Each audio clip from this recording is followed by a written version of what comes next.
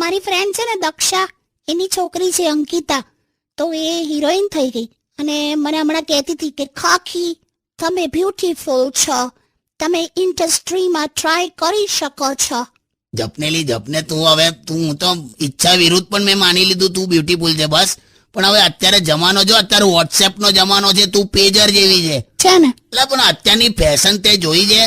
આ મેગેઝિન પડી છે ને, આ ટેબલ પર ખોલ એના પાના અને જો મોડલો બધી. પહેલાની હિરોઈનો કેટલા કપડાં પહેરતી હતી, કેટલા, એક પછી એક કપડાના લેયર જ હોય કોબીચ જેવી. અને આમ શૂટિંગ પર આવે ને એટલે એમના કપડાં મોટા મોટા બ્રીફકેસમાં આવે.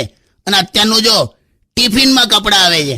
અરે એવું બધું નથી પહેરવાનું, પણ મારે આ તો એનો ભાઈ છે ને, રાઇટર છે જીતુ, એક સરસ લખશે ને મારા માટે. અલા જીતુ રાઇટર છે જ નહીં, આ એ પહેલા બાથરૂમમાં લખતો તો બધું, દિવાલો પર પણ લખે છે હજુ પણ. હવે દરિયા કિનારે રેતીમાં